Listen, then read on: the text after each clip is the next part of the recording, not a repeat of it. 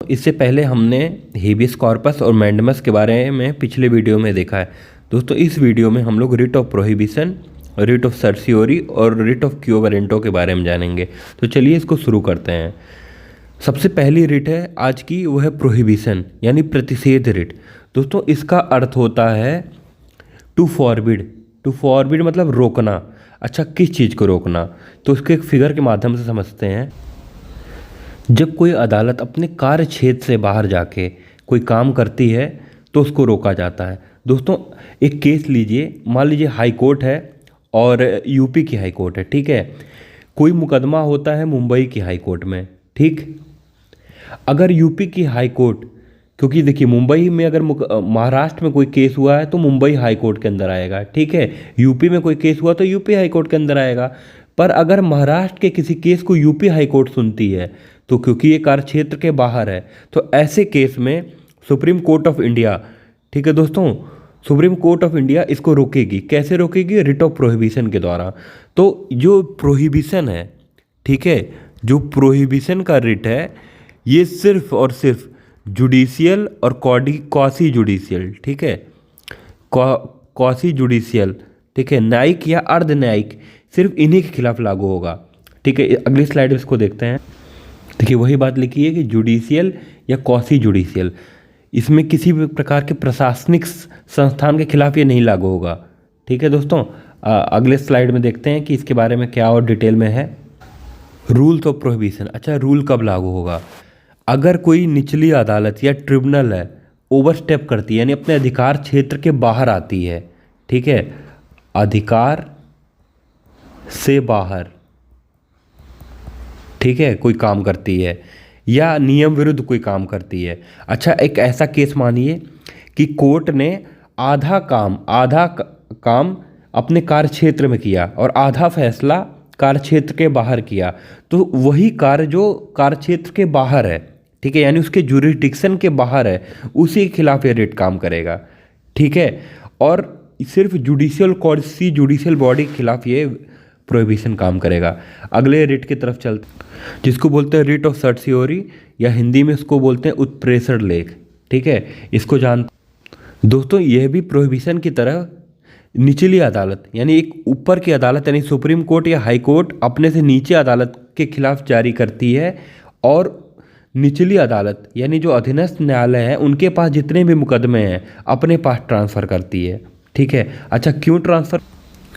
देखिए इसमें भी वही है, अगर वो अपने कार्य क्षेत्र के बाहर जाता है कोई अदालत, या वहाँ उसका कार्य क्षेत्र है ही नहीं, या कार्य क्षेत्र का उल्लंघन हो रहा है, या नेचुरल जस्टिस के प्रिंसिपल का वायलेशन हो रहा है, यानी नियम विरुद्ध काम नहीं कोई कोर्ट कर रहा है, या कोई लॉ में गलती है, इन तीनों केस में उचली अदालत जो ऊपर की अदालत हुई उससे केस ट्रांसफ़र कर लेती है। तो दोस्तों प्रोहिबिशन में क्या है?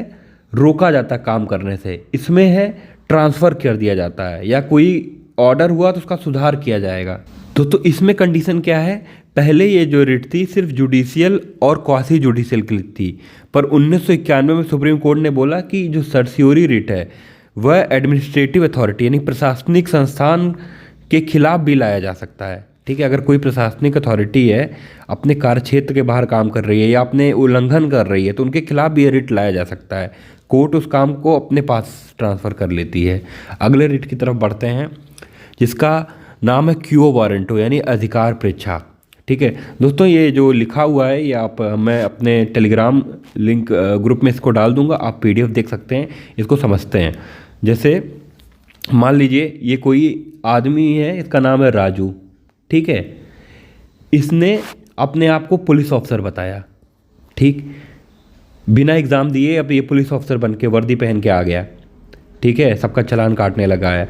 तो और किसी आदमी ने कोर्ट में केस फाइल किया कि भाई ये तो नकली आदमी है, तो कोर्ट ये रिट जारी करेगा क्यो वारंटो, ठीक है, इनको बुलाएगा और फिर कोर्ट ये देखेगा, जांच करेगा, ठीक है, आदेश देगा कि क्या ये सही में एलिजिबल है, कहीं इसने धोखे से तो पब्लिक पद अपने पास तो नहीं रख लिया है। तो दोस्तों क्यो वारंटो में अथॉरिटी पूछी जाती है, ठीक है, कि किस अथॉरिटी से आप ये पद रखते हैं अपने पास। अच्छा, इसकी कंडीशंस क्या होती हैं office which is wrongfully assumed by private person should be public office. अच्छा, जो आदमी, ठीक है, कोई ऑफिस पे अपने आप को बताता तो वह एक लोक ऑफिस होना चाहिए, ठीक है।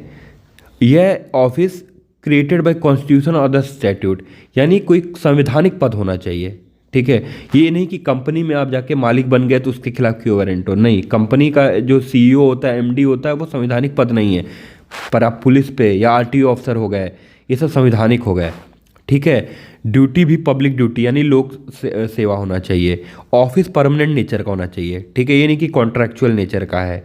और ये प्राइवेट नेचर का नहीं होना चाहिए। जैसे मान लो आप जानते होंगे कि मिनिस्टर लोग जो होते हैं अपने पीए यानी पर्सनल असिस्टेंट को रखते हैं, तो ये कोई संवैधानिक पद नहीं है, तो इसके खिलाफ क्यों वारंटो नहीं आएगा, ठीक है। पर हाँ, अब मिनिस्टर क्या कहते हैं, किसी को डीएसपी नहीं बना सकता है। डीएसपी बनने के लिए भाई एक एग्ज़ाम होता है, ठीक है। मिनिस्टर किसी को एसडीएम नहीं बना सकता बिना नियम के, ठीक है दोस्तों। तो पीए बना सकता है, तो इसके खिलाफ क्यों वारंटो नहीं लागू होगा। पर हाँ, एसडीएम और डीएसपी खिलाफ अगर कोई किसी को ऐसे ही बना दिया जाता है तो क्यों वारंटो लागू होगा। तो आज की वीडियो यहीं समाप्त होती है। इस वीडियो की सारी पीडीएफ हम अपने टेलीग्राम ग्रुप में डाल देंगे और उसका लिंक है डिस्क्रिप्शन बॉक्स में। और कोई भी क्वेश्चन हो दोस्तों तो आप कमेंट बॉक्स में हमसे पूछ सकते हैं।